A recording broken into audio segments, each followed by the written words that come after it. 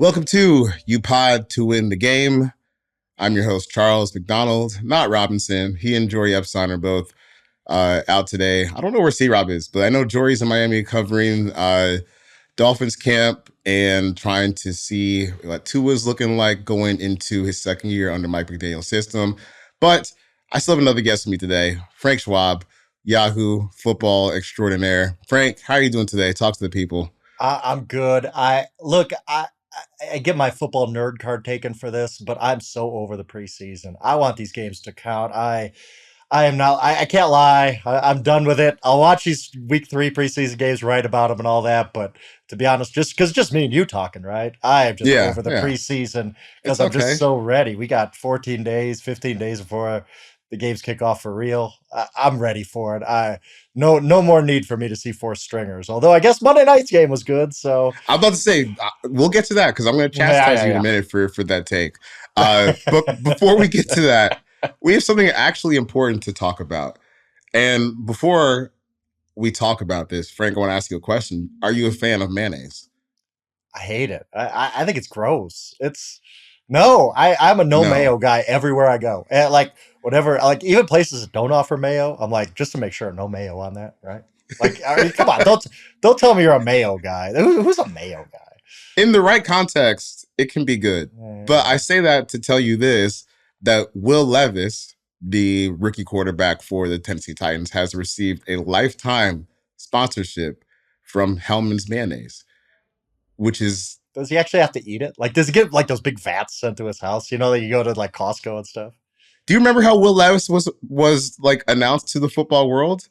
It was Oh yeah, putting the yeah, mayonnaise in the right. coffee, you That's know? right. Now, see, That's that's a bridge too far. Now, That's does he actually, really do that, or was he putting everybody on? I can't um, remember because I well, hope to God he was putting people on because that is the grossest thing. Like that takes gross to another level. Like I could kind of sometimes have mayo on my sandwich or whatnot, not my coffee, man. Come on, dude. no, no. No, But see, like, ain't that's one happening. of those things where it's so off the beaten path of like what normal people do that if you do that one time, it's something that you do. So yes, Will Levis, he puts mayonnaise in his coffee. I don't care if it was one time, it's 100 Yeah, times. I One, guess if you even do it one time, you're a mayonnaise and a coffee guy. Like that's that's right. yeah. You do it one time, that's a lifetime of it, man. Oh, gross. Oh, So I need to like go what rinse my mouth out. I just the thought of it has that taste in my mouth. Ugh, nothing. yeah, well, at least for, I mean, I was gonna say putting himself through that torture, but maybe he doesn't see it as torture. Maybe this is something that he wants. He gets the lifetime sponsorship, which at least means that, when you're craving that 2 a.m. grilled cheese, you got something to put on the There you outside. go. By the way, also, is this like it's a lifetime sponsorship? Is this going to age like the Bobby Bonilla contract? We're going to be talking like 2067. Like Hellman's Mayo is like, man, we got to cut Will Levis another check. That dude burned out in the NFL 2 years. What are we doing here? Who signed this thing? That's what I was thinking yesterday because like there's also the fact that Malik Willis has looked better than him this preseason. Yeah, So yeah. Well, I don't know. and That last game was a little rough for Malik, but hey, it was. But like, okay, Malik has progressed to the point where he can compete with Levis. correct. So what if this just materializes into nothing? And like you said, we don't even get a second contract Will Levis, or we get like, obscure backup Will Levis career. And then Hellman's is just cutting him checks. I guess we need to figure out how much this is worth, right? Because that's like the deciding factor here. I don't understand why you would even like how much mayonnaise are you eating where you even need a lifetime sponsorship? Like, what's the Yeah, other perks right. with that? It's always like the you get the people at the game shows or whatever. You get a year's supply of pizza. It's like, are you really eating pizza 365 days a year? Is Will Levis really just like, well, Hellman's Mayo again? What do I get to put it on today? I don't. I'm interested in this sponsorship. I want to see this. Okay, I pulled up the picture of him signing this deal, and there's two pictures that they released. This is from Front Office Sports. One is, the signature Will Levis move of putting mayonnaise into a cup of coffee, Ugh. and the other one, it looks like he's putting it on top of a muffin, Oh which is. no, Charles, stop. Oh my I can't tell if God. it's a muffin or a cookie, but I think We it's a do. muffin. You know what? It's not Hard Knocks. HBO should just go and be like, "What does Will Levis put mayonnaise on?" Make it a series. Like, I'd probably hate watch it every day. Like, what does he put it on? coffee cake? Like, does he put it on? Like, I mean, mac and cheese. Like, what is he putting Oh. this stuff on? Ribs, like whatever. Like, what do we got? Like steak. He gets a steak, just lathers on the helmets. I would watch that. I really would. I'd be grossed out, but I probably would watch that. I would watch that under the condition that there's someone like right in his face the whole time. You better not throw up, bro. You better not throw up. Like can't do it. That Hellman's that there's got to be a disclaimer in that Hellman's contract of if you throw up on film eating our product, you're done. You're not getting these checks till the rest of your life. It's done. Enough mayonnaise talk. There's actual real NFL storylines going on. And I will say that in terms of like how unbelievable this story is to me, it's up there with signing like a lifetime sponsorship with Hellman's Mayonnaise. Chiefs defensive tackle Chris Jones, superstar, probably, if it's not Aaron Donald that you can get to play defensive tackle for you, he's probably next up on the list. He says that he is willing to hold out through week 8 of the season, and it will cost him nearly $10 million in fines.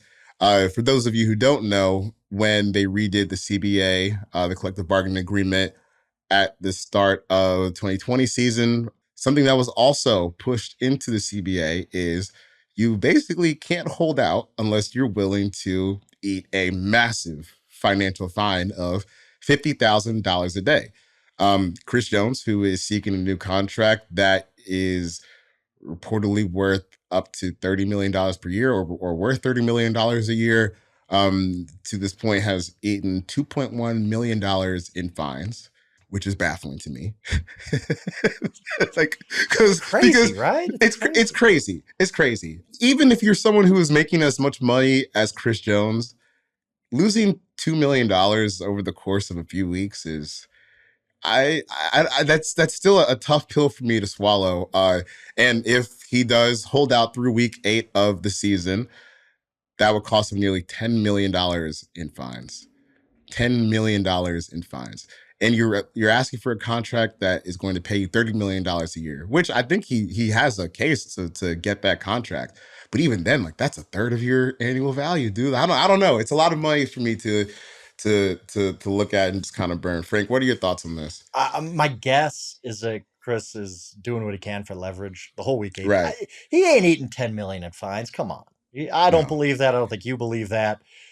I think this is just one of those where there's no deadline. The Chiefs don't care if that guy's in preseason games, whatever. He's Chris Jones. He's awesome. He's one of the probably 10 best defenders in the NFL. Maybe top 5.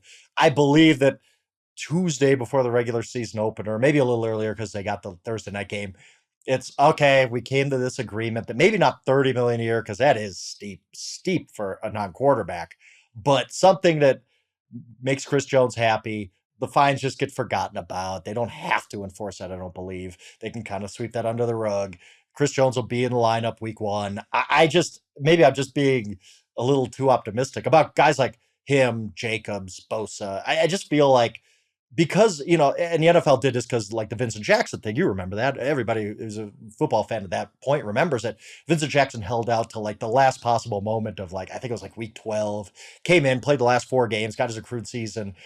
The NFL owners like, nope, that ain't happening no more. So like you said, you can't hold out anymore. It's just hurting yourself more than anything. So I believe this gets done. But maybe we're not putting enough weight in this because I haven't heard many people talking about it. The Chiefs defense without Chris Jones. It ain't good. It's like the Rams without Aaron Donald. It's a perfect comp for that. The Chiefs would they'd be one of the 5, 6, 7 worst defenses in the league without him. The Chiefs know they need him in.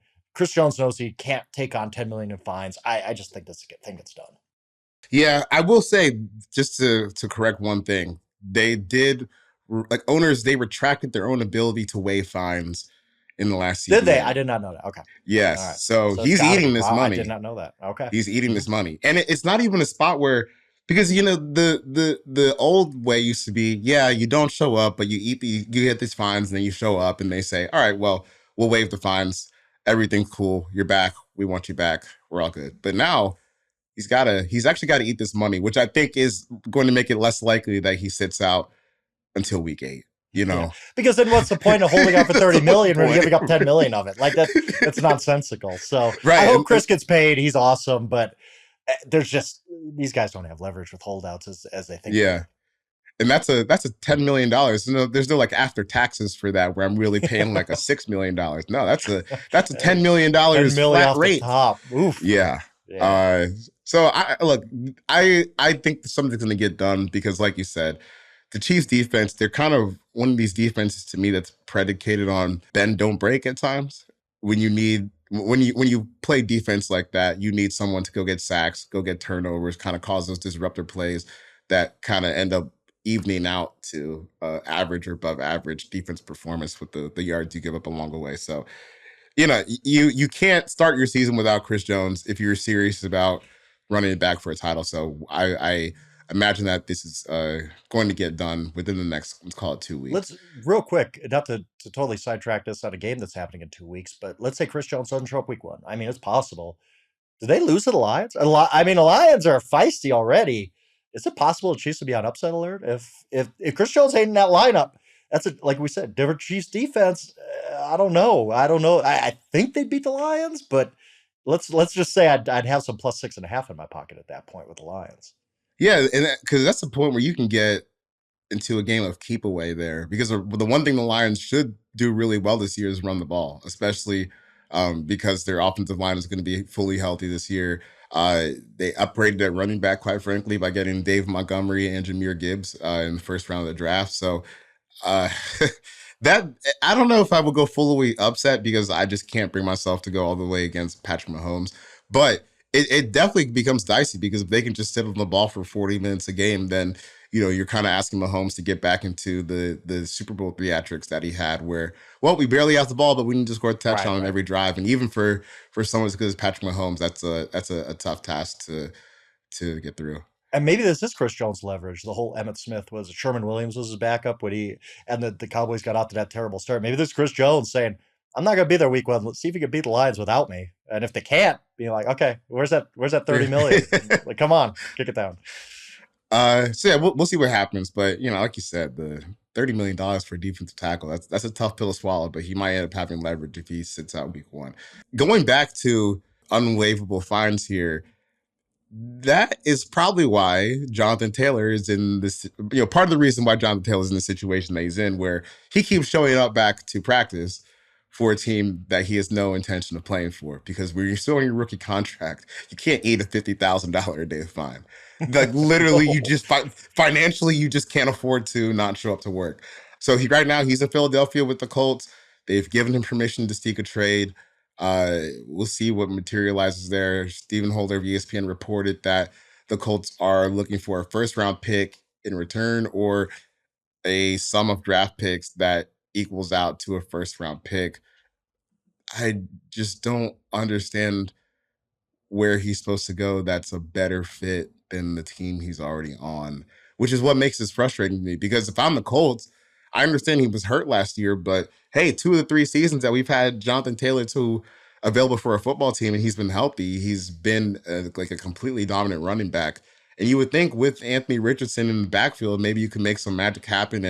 And you don't have quite as much of the financial risk because you just drafted your quarterback. That's not an issue for you just yet. So I'm a little surprised that, well, I guess I'm not surprised that Irsay like fumbled this to a degree, but I am surprised that that they've moved on from this so quickly because I would be looking at this like, holy, if we have Anthony Richardson and Jonathan Taylor and Quentin Nelson gets back to form, we can absolutely punish some teams on the ground while Anthony Richardson kind of gets up to speed. But maybe the injury hurt him. I'm sure. I know that Jim Irsay's tweets about the CBA and running backs, asking for tweaks on this didn't rub well with him and his crew. So we'll see what happens. But just for you, Frank, is there any team that's a better fit for Jonathan Taylor than Indianapolis right now? Not to get too conspiracy theorist here, but I mean, when the Colts come out and say, yeah, we want a first round pick plus for Jonathan Taylor, nobody's paying that. It ain't going to happen. It's just not a guy who's coming off injury in the 4th year of his rookie deal, who wants a new contract, who still allegedly is rehabbing that ankle that bothered him all last year. It just ain't happening. So I don't know if the Colts just put it out there so they can go back to Taylor and say, look, babe, we tried to trade you. Nobody wants you. I don't know. Or if that's just a starting point and the Colts can be talked down to something reasonable. the team that makes the most sense is the team that allegedly is talking to the Colts right now, and that's the Dolphins. I mean, you look and they just, as much as teams try to patch things together, running back and don't invest. I'm not impressed with a Raheem Mostert, Jeff Wilson backfield. I mean, Devin A. Chain has really not stood out in preseason or camp. He hasn't moved up the depth chart. So the Dolphins make the most sense. The other team that I would really like to see them on is the Ravens. They've never had a great running back with Lamar. I mean, they've had solid running backs, and they always have a great running game because Lamar is just such a factor there. J.K. Dobbins is all right, but I mean, you put Jonathan Taylor next to Lamar Jackson in that backfield, I think they could set some records. I mean, you talk about Anthony Richardson and Jonathan Taylor in that backfield. And yeah, that would be awesome. I was looking forward to seeing it with all the RPOs and stuff. But Ravens, I mean, wow, that would be impressive to me. But I just don't know who's paying this price. I don't know who, especially in late August, is willing to give up much for Jonathan Taylor. As much as I love him as a player, and he's a great player, it's just that time of year when you've used most of your cap space. Don't really want to give up valuable picks for running back. Where do you think this thing ends up going? I think it's just going to be kind of this uncomfortable. Jonathan Taylor has to come back because the Colts asked for too much, and Jim Irsay kind of gets his way after blowing up this whole situation. I just don't really see a lot of options unless the Dolphins are serious. They're the one team that probably makes the most sense to trade for him. Yeah, I kind of feel like this is ending up in him staying in Indianapolis for the season. And maybe there's a change in situation after the year. Someone had brought up to me, well, the 49ers traded for Christian McCaffrey. That's different because he already had his deal. So you don't, when you're negotiating trade, you can figure out how much your assets are going to be worth, and also in terms of not only receiving Christian McCaffrey, but in terms of how much of the contract you're going to pay versus the other team, taking on dead money. So this is a full double pay. We're paying the draft picks, and then we're going to extend Jonathan Taylor on top of it because it makes no sense to trade for him and then get into the franchise tag nonsense. Like you got to give him a deal. So I don't know. I think he probably ends up staying with the Colts. I think the Dolphins will be a lot of fun because, like you said, I think they have just enough where they're kind of praying, well, we got this guy who can scheme up a run game, and all of our running backs are fast. So maybe we can hit a home run every once in a while. But with Jonathan Taylor, it's just something way more steady. You can really count on that being a part of your first and second down offense instead of having to be so reliant on play action at times. And I think that would only make Tua a better player. And I just say, as a selfish football fan, I would like to watch Mike McDaniel coordinate an offense that has Tyreek Hill, Jalen Waddle, and Jonathan Taylor. I think they would score a lot of points, and it will be a lot of fun to watch. So that's what I'm hoping for. But it just feels like we're in an ugly situation here, and unfortunately, he's got to keep coming back to work because we're not here to get fined. We're here to try to get paid. Chris Jones can eat $2 million in fines. That might be Jonathan Taylor's whole check for the year. Yeah, right. The one I just want to put this out into the universe because I would love for it to happen. The one dream scenario is the Buffalo Bills just say, whatever, we're all in. Let's figure out the cap. They don't have much cap space right now, but it's not like Jonathan Taylor's eating up a lot of it either. I mean, on his rookie deal. So the Bills, if like nothing against James Cook, but he's undersized. He's never done this before. Damian Harris, Latavius Murray, whatever.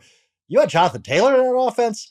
Whew, whew, wow, that would be fun. I'd like to see the Bills make that move just as a YOLO. It's our year, our window's closing, whatever. Let's go get Jonathan Taylor. I don't think that's going to happen, but man, would that be fun. That's why, if you're asking me which team would I want, really, truly, like wish list, you can go to any team in the NFL. I think it's the Bills because I just think that offense would be really, really fun with Jonathan Taylor running back. Jerry Jones was asked about this, and he said he's comfortable with who they've got now. But yeah, I mean, I feel like it's that's the thing. There's not many teams really, truly that don't have a like Tony Pollard. You're not. Why trade for Jonathan Taylor? Yeah, you don't have much at number 2, but Tony Pollard's not a number 2 back. There's a lot of teams in that situation where they have a good starter, and no non-contender is trading for Jonathan Taylor. Like, would the Arizona Cardinals be better with Jonathan Taylor? Yeah, of course, but that makes zero sense. Why the hell would they do that? It's got to be a contender that doesn't have a good running back room right now, really. And there's very, very few teams that are in that situation, which doesn't help the Colts leverage and trying to get a first or whatever they're trying to get for Jonathan Taylor in a trade. Yeah, I actually think that's one of the more interesting parts about the Jonathan Taylor conundrum is so many teams, and this goes back to the supply and demand and how teams are approaching running back in general. but there aren't a whole lot of teams that should feel like they need to add a running back right now. So I'm just looking at the top 10 in cap space right now. Cleveland, Nick Chubb. Arizona, you just said, will make absolutely no sense. Dallas, Tony Pollard. Cincinnati, Joe Mixon. Carolina just paid Miles Sanders. Detroit just drafted Jahmyr Gibbs and signed Dave Montgomery. Indianapolis is Indianapolis. Jacksonville has Travis Etienne and Tank Bigsby. Right. Chicago, I mean, I They guess got you could three kind of guys, make, really. Like, yeah. Well, Chicago, actually, they don't really need Jonathan Taylor either. And then the Rams, they might just because of the Rams. just Like, because of the like a Rams, trade, but like what? We could give away draft picks? Yeah, let's do it. The one Okay. team you mentioned, the Bengals, are actually interesting because we both know they didn't really want Joe Mixon back. They're like, No. we'll take you if you take a massive pay cut. And Mixon's like, sure, why not? So they're like, oh, okay, I guess we got to take Mixon back. It's almost like the Steelers at the end with Ben Roethlisberger, where they're like, sure, you can come back with a massive pay cut. And then he did it. I was like, oh, okay, now I guess we get Ben back for his last year. Same thing with the Bengals, like, are really interesting to me in that they have all this cap space. They're in a Super Bowl window. Mixon, they're like, I guess he can come back. They have nothing behind him. I couldn't even tell Chris Evans, Travion Williams, whatever behind him.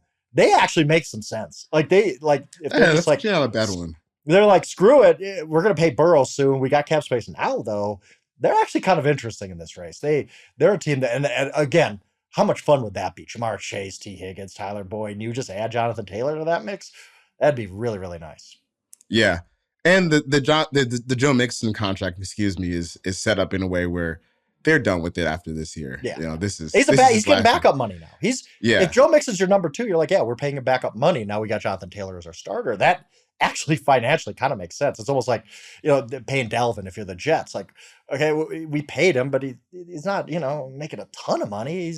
We can justify this with the cap. You could justify Jonathan Taylor with the cap because you're not paying Joe Mixon that much anymore. Right. So yeah, I actually kind of like that idea. You go all in for this year. Trade for Jonathan Taylor. Why not go all in? You're the Bengals. Right. You've never won anything. You've been knocking on the door. You're going to pay Joe Burrow $50 million a year in a couple of weeks here. Go for it. Why not? Yeah. Why not? You go in, you have Jonathan Taylor and Joe Mixon as your backfield for this year. You still got Joe Burrow when he gets back. Picks are going to be late. Brown. It's not like you're giving up a top 10 pick. Yeah, right. That ain't happening. Right. Yeah, I've talked you into it. I like it. I've talked you into the Bengals. I think I'm gonna go get on Madden and simulate that trade and see what happens after we get off this podcast. Love it. Baker Mayfield finally been named the starting quarterback for the Tampa Bay Buccaneers. Mike Evans, our wonderful reporter Jory Epstein asked Mike Evans about the quarterback situation last week at Jets practice, and Mike essentially said, "Come on, man, we got to pick a quarterback at some point. I just want to know who is the starting quarterback." They have decided on Baker Mayfield over Kyle Trask. I'm not sure how surprising this was because I watched the entirety of that Bucs Jets preseason game for another story that I'm working on, and Kyle Trask played basically the whole game. When Kyle Trask went out, they put in John Wolford. John Wolford got hurt. They put Kyle Trask back in, which to me shows they were just trying not to get Baker hurt in that game.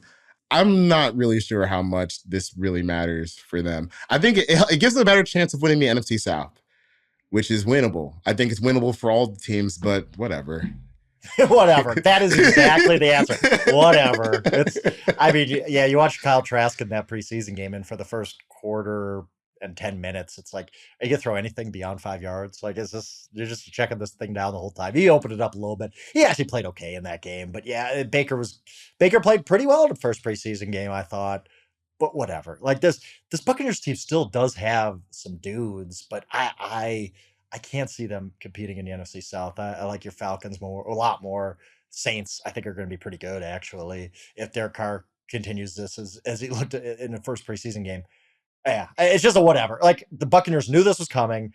I think it was Greg Rosenthal over at NFL Media put out the chart of like the cap hits for each of the Buccaneers quarterbacks, and it's like Baker Mayfield $1.8 million, Kyle Trask $1.2 million, Tom Brady $35.6 million. Like, this is always going to happen with the Bucs. They knew it. They're just going to have to eat this year. And part of eating this year is Baker Mayfield. You can do worse. You can do worse than Baker Mayfield as your starter, but I don't think he's leading them anywhere. Yeah, I was a little surprised, and I still feel this way, that they didn't go a little more aggressive at quarterback. Maybe like you've I know Charles Robinson, he said on the last pod that they reached out about Matthew Stafford and the Rams said we're going to keep Matthew. They were still the draft.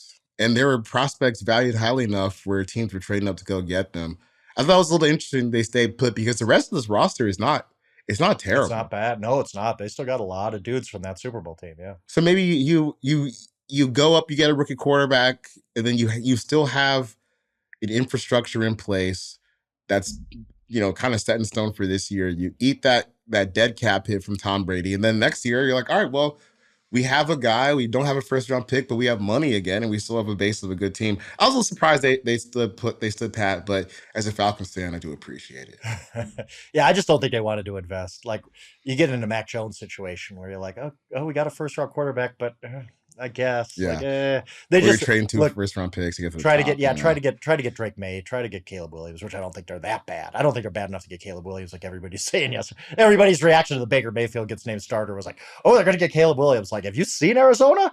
Have you seen their roster? Like, no, they ain't getting Caleb. Don't worry about that. But yeah, I think they just didn't want to invest. They're just saying, whatever. This year's lost. Well, next year is when we'll get our guy, one way or another.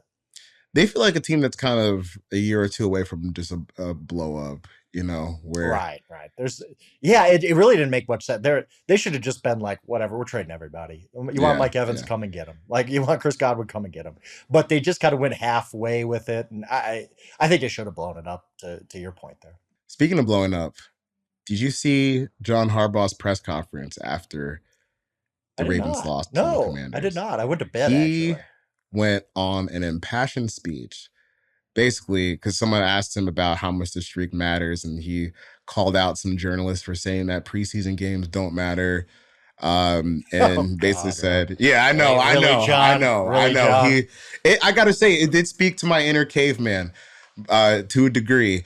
But then he's going off. Well, how can you watch this game and say that it doesn't matter?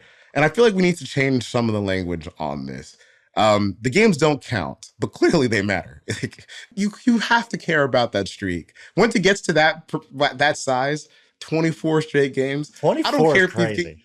I know, but like I don't care about them actually winning the game. But I became invested in it because I wanted to see if they could keep the streak going. And he was fired up. He called out people who have never played football before, and that's why they're saying that the preseason games don't matter. It was a lot here. What did you think of the game? It Because you was said earlier the preseason, you're tired of the preseason, I but that know. was the last preseason game, and that game was awesome. It was awesome. Like I was totally invested in it. I was watching. It was fun. It was like that's the most fun I've had watching a preseason game maybe ever because there was something on the line. That streak was so weird. Like I think at 24 in a row. That doesn't happen in NBA. Doesn't happen in Major League Baseball. Really, it's no sport. College football, I guess, because some teams are just better than everybody. But 24 in a row at anything is hard to do. As weird as that streak was, there was something on the line, and it came down right to the end. And even the first half, Sam Howell played great, so that was entertaining. And it was, I loved it. I can't lie. I'm an anti preseason guy, but I loved That's it. Like right. I had people texting about it, like, "Oh my god, this game!" It's like, wow, the NFL, man, the NFL is the only league in the world that could put on a sorry, John, meaningless game, and everybody's watching it. I can't wait, honestly, to see the TV ratings, which should be out, I think, some point today or tomorrow. I guess I'm guessing the same with you. We were both probably totally into this. Absolutely nothing burger Monday Night Football preseason game. But I will say, to just to be fair to you, look at what it took for us to get to this point. It took eight Right. years. It took 8 years Eight of years. It's 8 years. crazy. Like this is again 24 in a row. Like I remember the A's had a long winning streak the other year, and it was like 21, right? Like nobody wins 24 in a row in anything. It's absolutely insane. It's the weirdest streak I've ever seen, I think. Just Yeah. like Okay. it's solely random. Like it's coin flips. Like you're not playing starter. Like John Harbaugh can sit here and talk all he wants about these games means something. He didn't play Lamar Jackson. Like if they meant something, you'd play your guys. You didn't play any starters, but yet you kept winning games. Like it's just weird how the coin kept flipping on the same side for the Ravens time after time after time. Yeah. Before we get to an ad break, I have pulled up the comments I was referring to, and I'm just going to read them to you before we go into the break. It's just I'm excited. the thing about something like that, I just told our guys, you're proud of it. Of course, you appreciate it. But the thing that you're proud of is all those games are mostly just like that, preseason games that people want to write about. Some of you in here want to write about and say it doesn't mean anything because you never played the game. You were never out there. You were never fighting for a spot in the team. And then you have the audacity to say that the effort that somebody puts into that win and fight and win a game like that is meaningless. Tell me that was meaningless out there, what you just saw.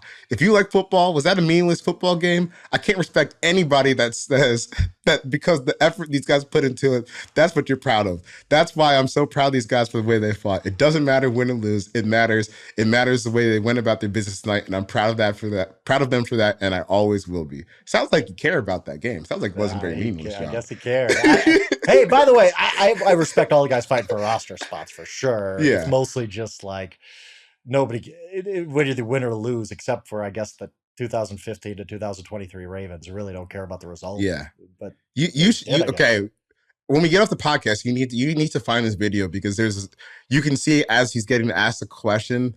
When you get mad, your jaw clenches up and your neck tightens. You can just see getting mad about this. Harbs fired up over the preseason.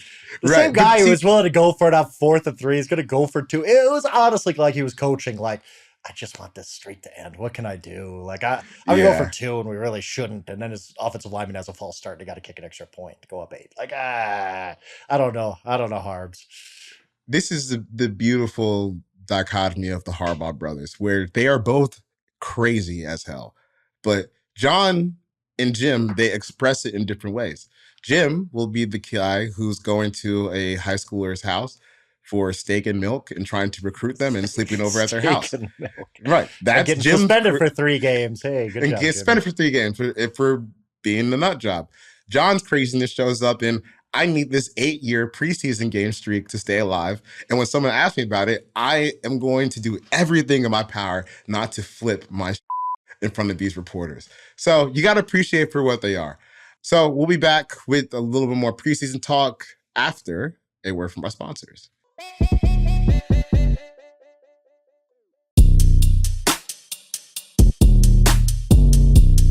All right, we're back. Second half of You Pod to Win the Game. Charles McDonald here with Frank Schwab. The preseason's almost over. For Frank, mercifully, for me, I don't know what I'm going to do with that 1 week before we kick off the regular season. And with the last game coming up, I feel like we've collected more data points than we had going into the preseason, obviously. So, Frank, I ask you, have you seen anything that changed your opinion on the team from the preseason, whether it's positive or negative? Like, holy this team looks great. They look worse. Has there been any team that stood out to you? Yeah, I mean, I was already high on the Packers, so I don't want to say them. And we'll talk about Jordan Love in a second here, I know. The one team that's kind of stood out to me is the Steelers. The Steelers are good, but we were all like, okay, they're good. They're going to be 9-8 and finish last in that division. Kenny Pickett looks like he's kind of taking a step. And you could see, that was always within a range of possibilities. That offense looks really good. The touchdown he threw to Freiermuth was awesome in game 2. Jalen Warren, that really, really long run, which was great.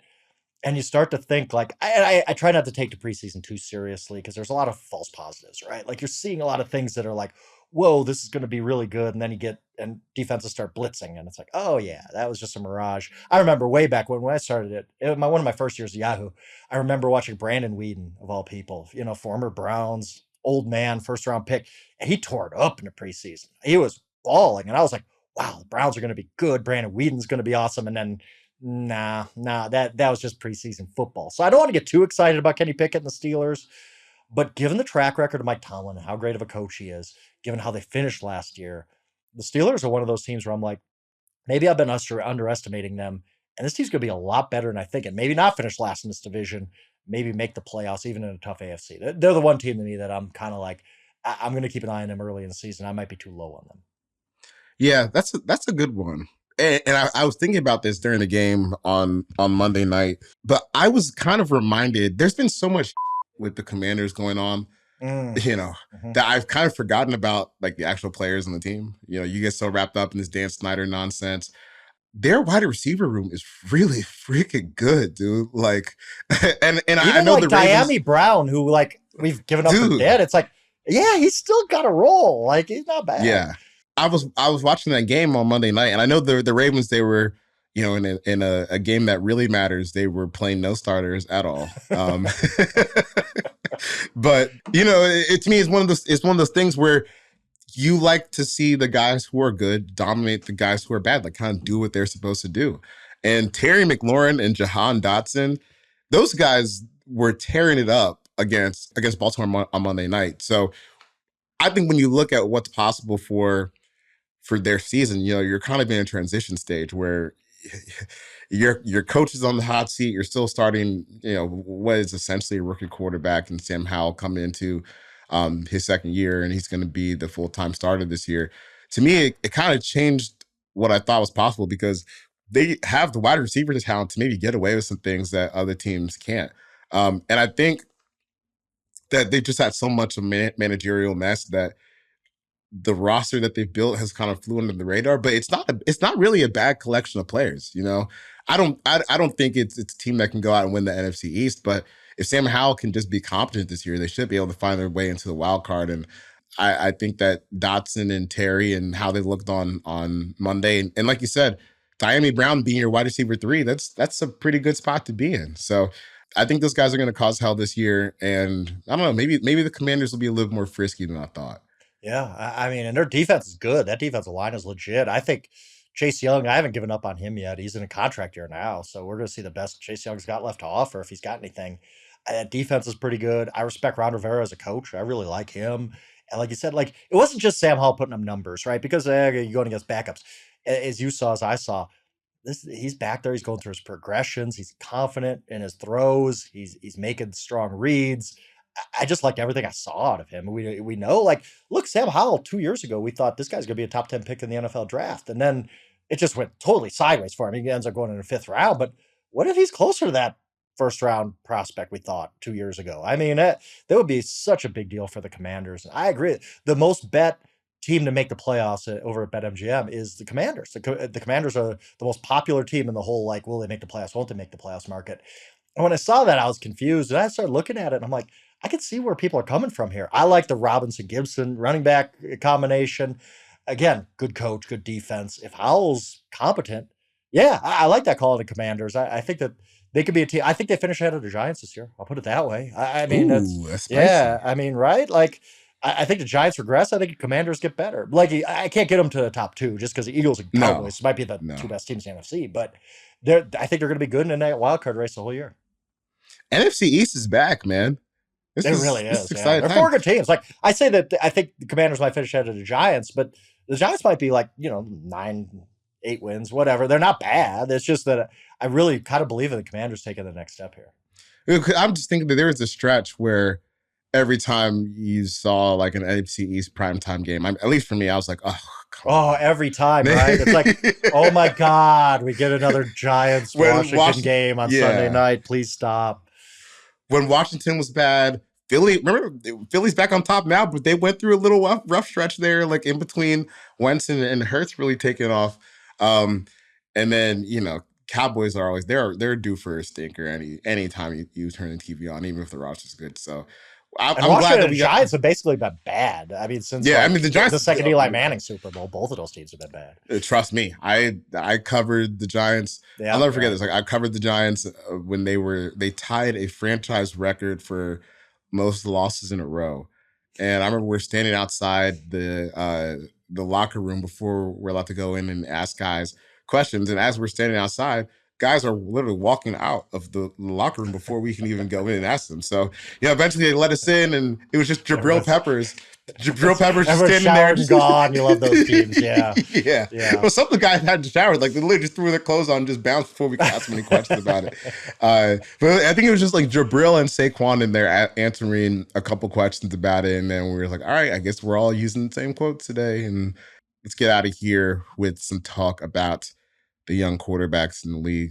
I think this is actually a fun time because there's a handful of teams that are giving young guys a ring. We just talked about Sam Howell. Atlanta's another one with Desmond Ridder, who's going to get his shot this year. But there's 4 that we're going to focus on right here to close the show. Do the Packers have another franchise quarterback? I think so. Honestly, like And maybe not, he ain't gonna be a Hall of Famer. I don't think. It was funny to go back when I was writing Packers preview. I just want to see what people were saying about Aaron Rodgers going into that first season as a starter when Favre was gone.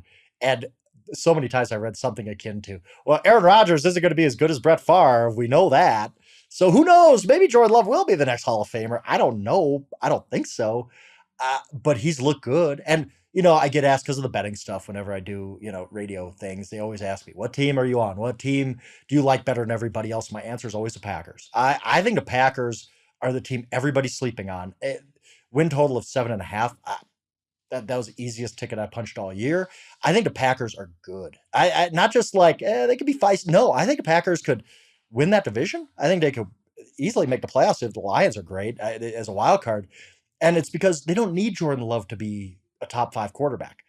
Why do we not think that he could be a top 15 quarterback? Everybody gave up on him for 83 passes or whatever he's thrown. I don't get why everybody's bailed on him, but yet Brock Purdy's the next Joe Montana, right? After 5 games. Jordan Love came in with the same scouting report. He's a flawed player with a huge upside. Well, why can't he still hit that upside? And this preseason, he's shown so many strides. He looks more confident. He looks like he knows exactly what he's doing. Dan Orlovsky had a great breakdown of one of his throws against the Patriots. I retweeted it of just a guy who looks like a veteran out there. If Jordan Love's the 15th best quarterback, they have 2 really good running backs, a really interesting receiver room. I like Jaden Reed a lot. Their defense, we all loved a year ago. Now, they were disappointing last year, but the talent is still there. I think LaFleur is underrated as a coach.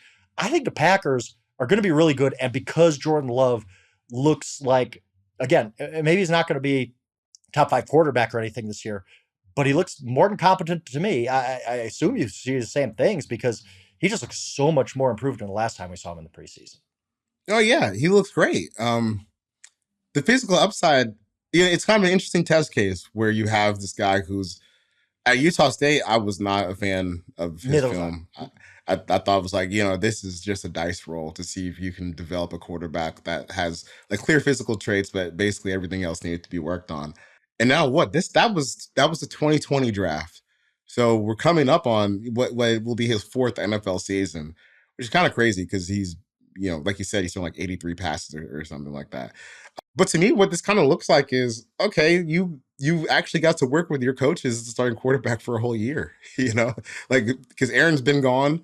Aaron was traded in April, but he's been gone since January. Since they knew the day after the season. Yeah, nobody can convince me otherwise. Yeah, right. Yeah, they knew where this was headed, and I mean, even the comments that Mark Murphy, the Packers CEO, has made, it's clear like they didn't want Aaron to come back. I think they were.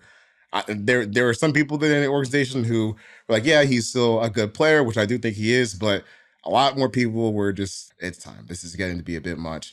And you spent to be fair with them, like you had the buffer of we can figure out what Jordan Love is going to do. So I think what's been interesting about him is he just, like you said, he just looks so much more confident. And you can see totally different. And you can see like where the physical talent comes into play, like especially on that touchdown pass. I was blown away by that was pretty. He can spin it, man, and he can run. And then I think when you start looking at, okay, well, you still need to temper your expectations because he's a young quarterback, but what's the infrastructure look like around him? If David Bakhtiari is healthy and locked in, that's one of the best left tackles. Elgin Jenkins is good. We know how good they've been at developing offensive line as a whole.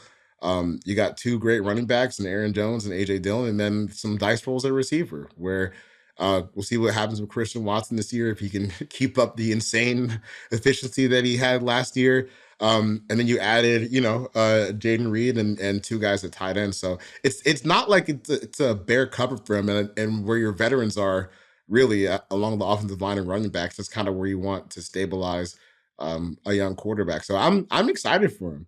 I'm excited to see what this looks like. I'm excited that he finally gets a chance to play, and we'll see if Packers fans are gonna, like my buddy Justice Mosqueda says, 40 years of Hall of Fame quarterback play crazy, coming down the pipe. real quick on the Packers too, and you touched on this. It's been a key point with me with the Packers. Don't tell me those players aren't kind of relieved that Aaron Rodgers is gone. And nobody's going to say that. He's an icon. He's one of the greatest players in NFL history. But you can't, if we're sick of the drama, the guys in that locker room are sick of the drama. And they're probably like, we're ready to just not be in his shadow anymore, not have everything be about Aaron. And we see Jordan, everything that's written and said from the Green Bay Packers this offseason and even back into last season is Jordan Love is making progress and he's working his tail off every single day. The players see that. They want to play for him. They want him to succeed. And I think they kind of want to give a little bit of an FU to Aaron Rodgers of, hey, we're good too. Nobody talked about us the last few years, but we're good players in our own right, and we could win without Aaron Rodgers. I think that motivationally, the Packers are in a great place to really get off to a fast start this year. Love them this year. I'm gonna die on this hill, man. If they're 5-12 and Jordan Love just stinks and have to move on, I burn all the tapes because I'm just going everywhere telling everybody Packers are my team this year. All right. Well, and look, I think they're locked into one more year of this, even if he sucks, because Yeah, they gave him the 1 year extension. So don't bury yourself just yet. You know, you got I'll time be to on hold on next. to the shovel. We're talking next August. I'll be like, come on, Next what happened August. this year? Yeah. Just replay this clip and we'll send it out again. I mean, I got enough Trey Lance stuff from last year. You can hold me for Oh, blackmail. That yeah. that's Same. So let's move on. Let's go to Charlotte real quick. Bryce Young was named as the Panthers starting quarterback a long time ago. I actually think he's looked fine this preseason with the offensive line woes. It's, it might be a long season for him, but I think he's done some good things to mitigate that from time to time. What are your expectations for Bryce Young, and what are things that you think we still need to see from him? Yeah, and it's hard, like you said, to get a good read on him and evaluate him because his offensive line's been so bad this preseason. They have to clean that up. They can't get that kid sacked 65 times this year. Like that's No, it's just it's not not going to going to work work. for you. Like you got, and the Panthers line wasn't expected to be bad. It wasn't bad last year. Like I don't know what's going on there, but they have to clean that up right now because like you said, some things for Bryce Young look really good. The progressions, the patience, just throwing the ball. He looks like just as good as advertised as a player, but they haven't done much on offense because their offensive line is so bad right now. So I don't even really have much to say about Bryce Young other than I think he's good, but I can't even evaluate because their line's so bad. And if that's not fixed early in the season, they're gonna have to change their whole offense because you can't get that guy killed. You're gonna have to be running a lot of max protect stuff just to cover up your offensive line, and they don't want that. And it's not going to help Bryce Young's development, but you also can't have him getting killed, especially at his size. So I don't know. I think we're on the same board here. Of Bryce Young's looked just fine for what he's been asked to do, but how could we even tell? Like it's just been a mess there so far. That offensive line wasn't a problem for them by the end of last season. No, it was actually okay. Like it was fine. Yeah, Like they weren't the Eagles or anything, but they were fine on the line. It wasn't. yeah, they bad. were doing enough where like Donta Foreman was able to pop off at the end of the year. So I that's what's been surprising to me, that they've been so bad, because I don't believe this to be a bad unit. And when you get to the regular season, there will be game planning and just general practice reps, and offensive line, I think, is one of those things that it just tends to get better as you keep going along. You get more reps playing along guys, and you kind of figure it out. But these guys have already played together. They played together last year. Maybe it's a new system where they're trying to figure it out. Maybe it's just general rust from the offseason. We'll see what's going on. But the idea for them was, yeah, maybe our receivers aren't the greatest, but we'll be able to run the ball because you have a good offensive line, or you sign Miles Sanders. And now one of those things might not be true. So let's Godspeed, Bryce. Godspeed. Let's move on to CJ Stroud, who has I don't think he's actually been like officially named the starting quarterback yet, but Yeah, you by might all be intents and right. purposes, Have they? I don't think they've actually announced that he's the starter, but they've Maybe they announced haven't. that I he can't remember. started But we all each of know. the last. We Right. all know. He's taken all the first team reps. Yeah, He's started both the last two games. What do you still need to see from CJ Stroud after this brief preseason action from him? I mean, kind of a lot. I mean, of the three rookie quarterbacks, the three highly drafted rookie quarterbacks, he's the one that struggled the most. He had a great second drive in the second preseason game, but I mean, the first drive was just a disaster. Like he can't get the play snapped in time and to take a delay game on. I think it was third and goal at the 1 yard line. He can't do that. And he's learning. It's a teaching moment. Got a lot of time, and you don't expect him to be perfect in his preseason, but he's been the one guy who's kind of struggled. And again, the second drive he did look a lot better. Made some really, really nice throws. Sure, I like Stroud a lot. I thought that was a really, really good draft pick. I liked him at Ohio State. I think he's going to be a good player, but just as far as where he is right now, I think he's behind the other two. as far as what you're going to see in September. He's got to start. He should start. He's going to be a good NFL player, I believe. But right now, of the three, he's the one I have the most worries about because it's looked rough this preseason, and I kind of expected the Texans to be improved, feisty. They are other teams should have a good offensive line. I love Dameon Pierce as a player, but then you watch Stroud and you're like, yeah, it might be a pretty slow start to the season for them. Yeah, I just think Stroud just needs to play. Just let him iron out the kinks and don't get too down when this is a rough season for him. What I want to see from him, I want to see him play with more confidence. Like the first game against the Patriots really stands out to me, where you start the game and you can always tell when someone, especially a quarterback, is thinking too much when they get like halfway through a drop and they stop and they restart the drop again. It's like, whoa, okay, just you're thinking a bit too much about what's going on Totally around you. indecisive. Yep. Right. Indecisive, running around, thinking the pressure's closer than it actually is. But then there've been a couple times this preseason, which kind of what keeps me hopeful about this is where you have the bad process of I'm clunky in my drop, I'm panicking at the pressure comes, I'm running too early, but then I somehow throw like a great pass on the back end of it, and it's getting to where it needs to be. Like the arm talent and the accuracy is still there. I just need I think for him the best thing that he can do is just calm down. Yes, you are an NFL quarterback. You are the starting quarterback for one of 32 NFL franchises. Yes, you're going to get hit by some guys who are very big and very fast from time to time, but it's all part of the process. So, for me, when I watch that, it's just you just need to get reps, just keep playing and realize that. Is there anything you watched all of his tape, and is there anything to be said about? Yeah, he's coming from Ohio State. Look who he's throwing to. He's thrown to basically NFL receiver, like elite, like prospects. Oh yeah, yeah. Indiana ain't hanging with those guys. Rutgers ain't hanging with Marvin Harrison Jr. Is there something to be said? I don't really buy that because I think Stroud is just a good player on his own. But you hear people talk about, hey, look at the receivers he was throwing to. He's throwing to wide open guys. Is there anything to that where maybe we've overrated Stroud as a player? TBD, I guess. I'm not. I've always kind of struggled with that because I thought he was a good player when you extract the surroundings. I still thought that there were some nice things he did, but it's hard to. I mean, dude, we're talking about 4 first-round receivers that he's played with. Chris Olave, Garrett Wilson, Jackson Smith-Njigba, and Marvin Harrison, who will probably be a top 5 pick next year. You had Paris Johnson, who was a first-round pick at tackle this year. DeJuan Jones was a 3rd-round pick.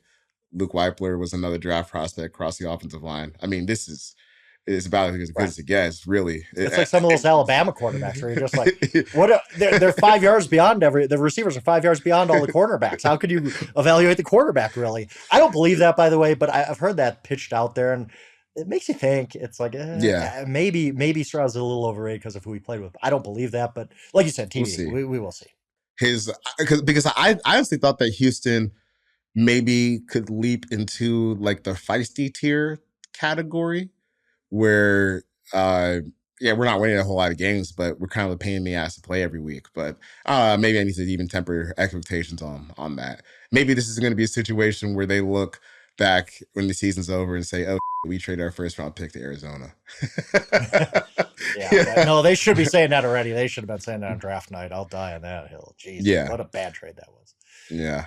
Last rookie quarterback before we get out of here. The one I'm most excited to watch, and the one who just has received a pretty big blow over the past couple of days. Potentially, we'll see what happens with the Jonathan Taylor stuff. But Anthony Richardson for the Colts, he's already been named the starting quarterback for the season, which again, I think is the right thing for them to do because he's probably a guy that just needs to get reps and play and let him make some mistakes before you actually get the actualization on his talent level, which is through the roof. I mean, we saw the combine. We've seen him throw.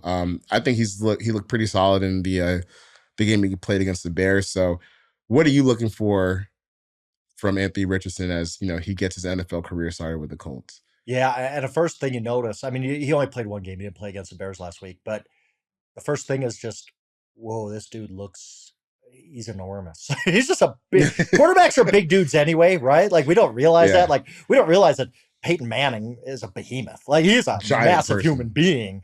But even in that context, Anthony Richardson is just huge. He looks the part, beyond the part. And I think it's lazy to make the Cam Newton comparison, but why can't he have the Cam Newton rookie season where he's just kind of awesome right away? And, I mean, Cam came out with some of the same questions, didn't play it. I mean, because of stuff that happened at University of Florida, which they did not talk about at all in that documentary, by the way, or anything else controversial. Cam hadn't played much college football, really. He was awesome at Auburn. Like, it was amazing. One of the greatest college seasons of all time. But he came in with these questions and he was just great right away because he was so physically dominant over everybody. And why can't Anthony Richardson be the same? I mean, go back and look at that. Alec Pierce couldn't catch it. He dropped it. But go back and look at the pass he made to Alec Pierce against the Bills. It was an amazing touch pass. It should have been 6. Great touch by him. When he ran, you could just see no defensive back is trying to make that tackle. Like, oh God, no, no. Hopefully the linebacker's coming because I'm making a business decision here. And I think with Steichen coming from an RPO background, it's gonna look a lot like a college offense. And it would have been a lot better with Jonathan Taylor, and we'll see. But you make the reads easy. Michael Pittman gets targeted 150 times. Anthony Richardson runs for I think Scott Pianowski, our colleague on the fantasy side, said this. You can tell me any rushing total for Anthony Richardson this year, and I'd believe it. 1,200 yards, sure. Why not? I mean, he's that kind of guy. And you could see it in the first preseason game. I'm looking forward to seeing it. I believe they play Thursday night. Want to see him again because Steichen already said the starter's going to play, including Richardson. I think he might be good out of the gate. He's just so physically impressive that even in the NFL, with everybody's physically impressive, he stands out. Yeah, I do think that there are things to clean up, like accuracy wise, but overall, I thought his accuracy kind of got undersold through the draft process. It's not keyhole accuracy where I'm throwing a football through a keyhole or anything like that, but it's pretty solid, and he's playing a pretty high difficulty passing offense at Florida, and the receivers were not very good. So I'm excited for him. I'm excited for him. I am too. I really hope they get Jonathan Taylor back, because if he's a part of this and he's healthy, and like Ryan Kelly is engaged and Quentin Nelson's healthy, come on, man. Like this, it's really just not a bad football team. And that's even before you get to the defense, and they have guys over there too.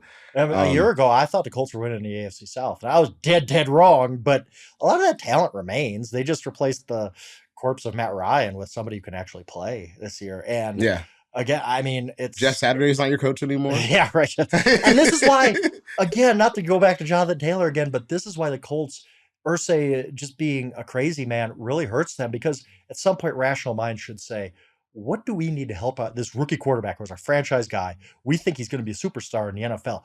What helps him more than anything? It's handing the ball to Jonathan Taylor 270 times.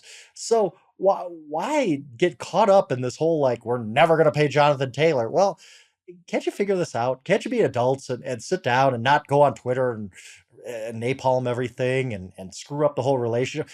The Colts need Jonathan Taylor. I mean, as much as they don't want to admit it, he would help Anthony Richardson's development more than pretty much anything as a rookie, because it just takes so much pressure off of him that Zach Moss is not going to do and Deion Jackson's not going to do in that running back spot. So that's why the main reason I just want to see Jonathan Taylor in this offense, but the main reason is I think he can help Anthony Richardson so much, and I want to see Anthony Richardson succeed because I love these unicorn players. I love Cam. I was a huge Cam fan when he was playing.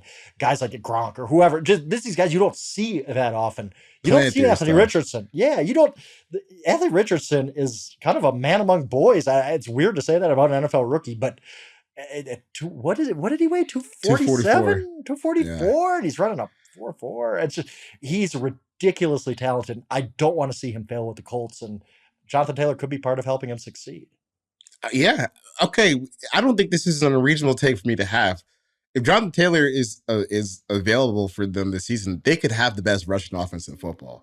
Oh yeah. Oh, absolutely. I think that's on the table. Again, not with Zach Moss. That ain't gonna happen. But JT, I mean, Jonathan Taylor, I mean, he's already rushed for 1,811 yards in a season. He could, let's say 1,500. And again, it wouldn't surprise me at all if Anthony Richardson is a 1,000-yard rusher. He's got that talent. It's going to be an offense unlike any other in the NFL, especially at the Ravens going more conventional. And it's going to be fun. It's fun to me when there's something different in the NFL. And I think this Colts team might look different than every other NFL team this year. Yeah. All right, Frank, I think we're going to close it out here. I like that we were aligned on the Anthony Richardson talk at the end. That's going to be this episode of You Pod to Win the Game. Back next week with C-Rob and Jory. I think the camp tour will be just about done next week too, so we should have a full house moving forward. I'm I'm Charles McDonald. You can find me on Twitter at Verts. Frank is on Twitter at Yahoo Schwab. We got our ace producer, Stone Rochelle at SJ Rochelle behind the glass. Help keep Terrell's Paylor's legacy alive. You can visit breakingtea.com. That's breaking T, capital T, no double E /Therese for the all juice tea or hoodie. You can also support the Therese Paylor scholarships at Howard University and Mizzou directly. It's fantasy season. Check out the Yahoo Fantasy Football Show with our guy Matt Harmon to get ready for draft season. Leave a 5-star review, tell a friend, and we will see you next week.